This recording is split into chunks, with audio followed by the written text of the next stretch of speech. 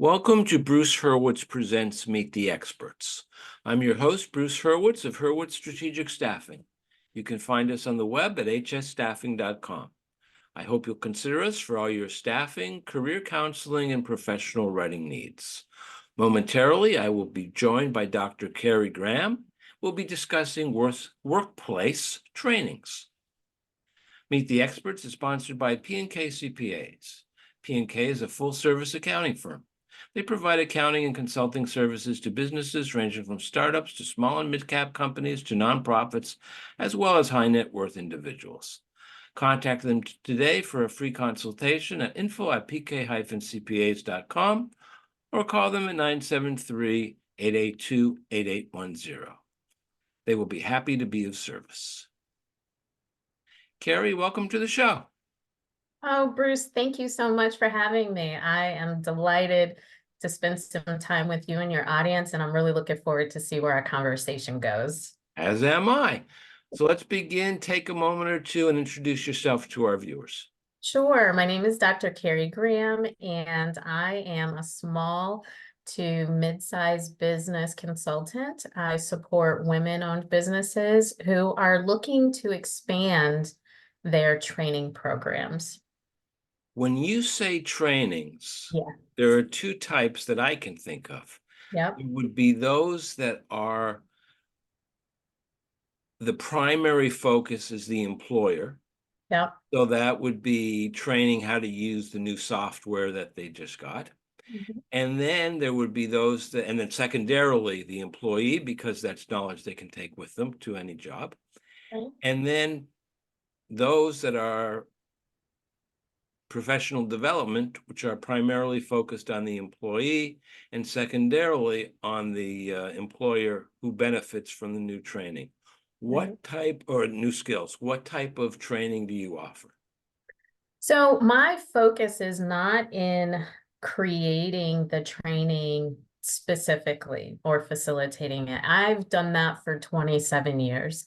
At this stage in my life, and the focus of my business is to help those organizations that have an existing training program, whether it is content focused or industry focused, or even if it's employee and client focused, but they've got an existing training that they recognize is no longer achieving the outcomes that they proposed at the beginning. So, over time, your employee demographic may change or your client base may change, but your training stays the same. I work with people to change that so that there's alignment there, to ensure that not only is the experience positive, but that people are actually applying what it is that they're learning. What are your metrics for judging if a training program needs to be changed in any way? Yeah, well, I have a training assessment that I've developed, and it looks at a couple different factors. So one is level of audience engagement, and those I don't measure those because every organization is different. Excuse me, every organization is different. And so I allow the business owner to take the assessment, and they can identify whether or not they are meeting their expected promise or not. I look at the audience engagement and participation, and I'm not talking about entertainment, but rather, do they dread it consistently, or do they, bring an air of motivation and creativity and innovation to it? And then I look at the content. So how is the content built? Is it built in a way that truly supports adult learning? My PhD is in adult learning, and oftentimes businesses are using methods that were developed for children. So I look at content, I look at business alignment, and then the last and most important thing for a metric is how much are people actually applying what you've presented to them. And again, for some businesses that I've worked with, that is measured as they measure it annually, they measure it themselves, they use surveys, whatever the case may be. So I can't say that I have a definitive metric of this percentage should be of their goals should be met, but rather look at it for yourself and you get to identify where the need is. I was a bit surprised, Mhm. and I apologize. I haven't been looking around because I'm bored. I'm looking around because I'm getting all sorts of crazy messages about the internet connection, but hopefully it won't be a problem. Right. I'm a bit surprised you didn't mention the trainer, because as a former university and private school teacher, you can have a great training. You can have a Mhm. great curriculum, and you give it to the wrong person and it's gonna flop. And Every time. yeah. Every time. And you're absolutely right. And I too, comrades here, I also worked as a university professor, the majority of my career. And there is a section, so I didn't list all of the sections in the assessment, but there is in fact a section on facilitation. And the questions around that area focus on, well, who, not so much as who is facilitating from an individual perspective, but rather what approach are they taking? Are they taking the approach where it is solely about them standing up in front of everyone and they are the holders, the keepers of knowledge?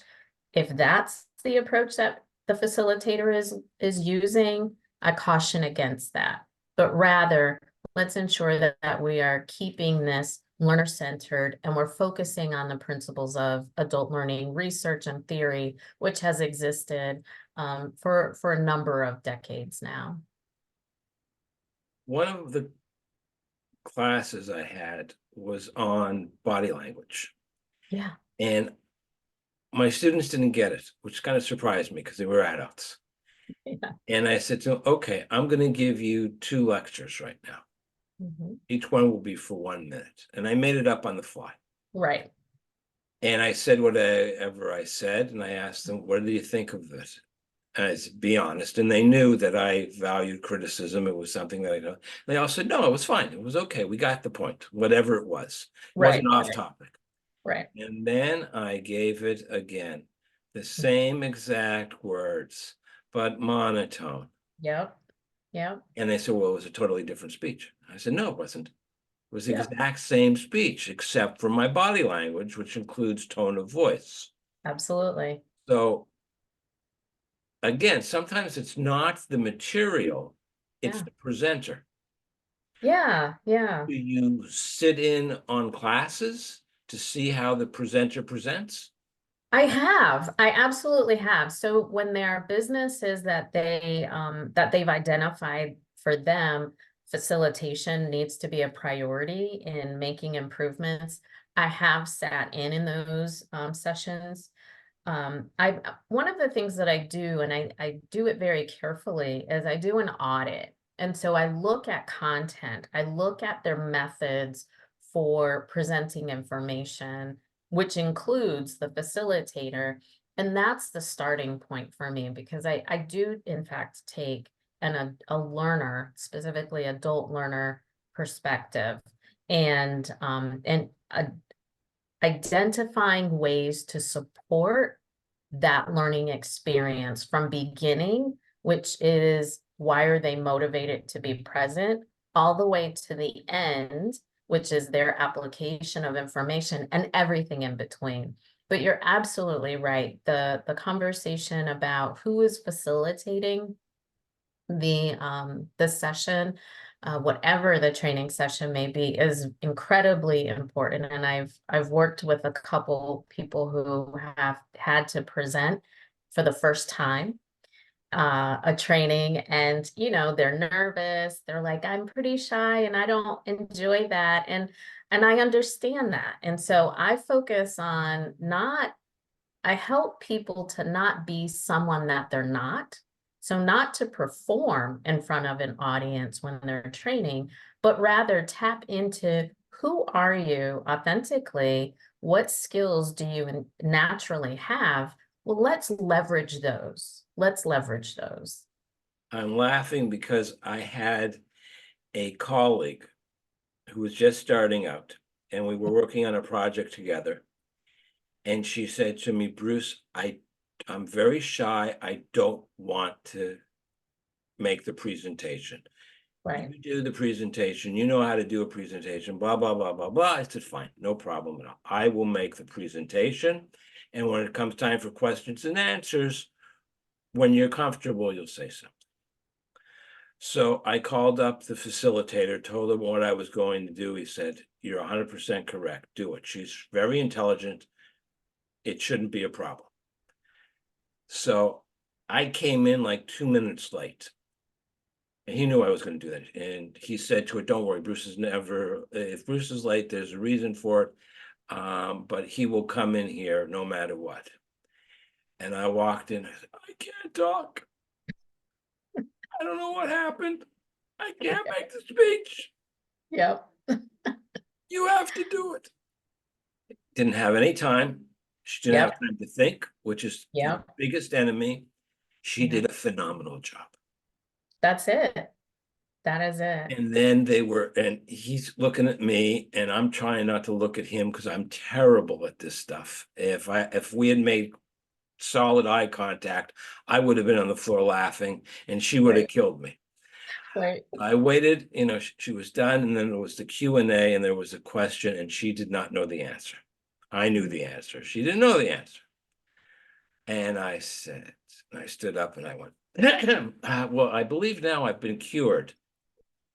And she looked at me, and she had a pen in her hand. I took the pen away from her, and I said to the facilitator, the organizer, hold this for me, meaning her.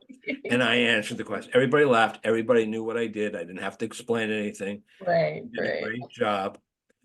And she didn't kill me. Right. Right. I forget why I told that story, but Well, I love it. I love it because, and Bruce, something that I don't often share with people, but it comes out in conversation. I've spoken at professional conferences over the decades. I'm on podcasts, but I am her. I am her. I'm incredibly introverted. I actually don't enjoy public speaking and being the center of attention. However, over the years, I've learned how to use what is my curiosity about other people, my delight in listening to people's stories. Those are things that are natural for me. And so I've learned how to embed that in my presentations, in my workshop facilitation to help me I'll consistently provide a well-spoken presentation, regardless of what type that is. And so when I say I work with individuals of all types, I focus on who are they and what are the natural skill sets that they have? Where are they most comfortable and most confident? And let's leverage that in the process. And much to the example that you shared, I love it because it was a tactic that I used, and I figured out I was at a conference in Vancouver. I was speaking at a conference in Vancouver. This was a number of years ago. And most people practice. Oh, you should be practicing your presentation. You should be reviewing your notes. And I'm sitting in the front row waiting for my turn. The introduction is, and my level of anxiety was building and building. And I just said to myself, like, Carrie, you cannot sit here for another 15 minutes thinking and reviewing. Like, you have to put it out of your mind. And I started making a grocery list. Now, I'm in Vancouver, Canada. I'm not going grocery shopping, but I said, I need something that is totally removed from what is before me. And that has always been my approach since then, because they introduced me, they welcome me up to the stage. I walk up, give my presentation, fully relaxed, fully confident. So I get it. I understand that importance of, for some people, detaching is the way to go for them. It's not for everyone. It is not for everyone, but it is for some, and I'm one of those people. I had a client, writing client, someone who had hired me to do some writing for him. And the first project was turning a session he had with his business coach into an article. Mhm, mhm. And he sent me the audio. And I'm listening to it, and it was very interesting. And one thing that I remember, this guy had done research. Yeah. And virtually no one remembers any PowerPoint slide. Never. So why waste your time on PowerPoint slides? I had a presentation to make. I pulled out of my pocket some 3.5, 3x5, whatever it is, Yeah. recipe cards. And one fellow would be, you don't use PowerPoint? Nope. Too much can go wrong. Yeah, yes. I have the cards. If anybody's interested, I always turn my presentations into articles. Go to LinkedIn on Friday, and you'll be able to read it. And if there's any footnotes, so to speak, there'll be links to whatever. Right. And it was fun, worked great. And ironically, the next person had PowerPoint, and it didn't work. Always. Technical. So, Always. I'm with you on that. how does I was going to say training fit into strategy? How does No, that's what I wanted to say. I was going to, how does training fit into a company's strategy for growth? Yeah. So I've been consulting full-time since 2020. I've been doing it, it wasn't my full-time job for decades. But in doing this work full-time, one of the things that I've come to realize is companies will say in their values, their mission, we value our employees. We welcome, all types of individuals. But yet when you look at their training and development program, it's either non-existent or subpar, oftentimes. And so one of the things that I would argue is if employee relations and you focus on your employees or staff team as individuals, your training should reflect that as well. That's a strategic decision to make. And there are very critical things that you can do. Again, focusing on the engagement, but engaging learning, not engaging being present and showing up, but rather, are you strategically supporting people so that they come ready to learn and that they're interested? If innovation is something else that your company focuses on, do your training programs provide an opportunity for people to be innovative in their thinking, in their development, in their work? And if not, then that's a gap in your strategy. And so when in working with larger scale companies who have a really well-defined mission and vision, and they have articulated values, I always go back to their values. And as I'm doing an audit on their content and resources and such, I look to make sure that there's alignment there. And that is a form of strategy. I'm getting a little bit concerned. Okay. Not about the quality of this interview, but about the connection. Oh, gotcha. Connection. So what I'm going to do, I've gone through the key points that I wanted to bring out. Okay. So what I want to do is I want to share your contact information. I will make us magically appear. And I will ask you one last question and take as long as you want. Okay. Is there anything I didn't ask you that you wish I had asked you? And if I had asked you, what would you have said? And if it gets cut, it gets cut. Fair enough. Fair enough. Thank you so much for that opportunity, Bruce. I would say the question that you didn't ask me is why? Why am I doing this work?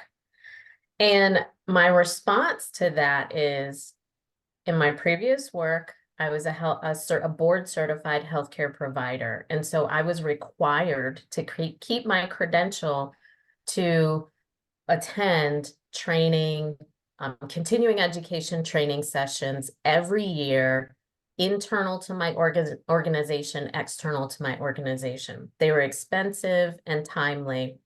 And the more expertise I gained in that profession, I felt that the worse the trainings were. And as a result of that, I became increasingly frustrated and sometimes resentful. And that was carried over into my work, my view of the profession. And I recognize that in having conversations with colleagues across the country that were mid-career, they were having the same feelings.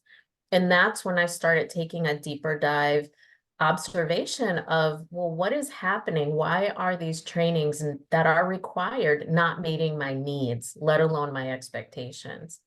So with that, I am doing this work because I jokingly say I want to rid the world of a bad training, first and foremost. But more importantly, my heart goes out to those individuals, those end users, those employees, those clients that sit through ineffective trainings and their work gets undone. They go home and they're not the best version of themselves for their loved ones. They're not engaging in their communities because they're tired.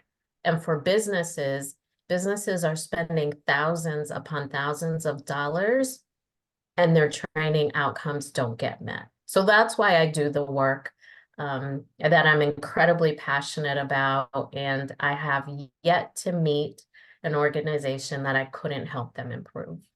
I'm going to risk having technical problems and ask you one final question. What Okay. is a calm consultation? A great question. It's basically just a consultation, a discovery. But what I have found, Bruce, is that people come to me with such level of anxiety and stress. That is not who I am. I am all about the calm. And when I started consulting full time, people kept saying, Carrie, I feel so much better. I feel a lot calmer. You have such a calming voice and air in this consultation. And so that's when I just said, you know what, just come on for a calm consultation. There's no hard selling, no pain point pushing, none of that.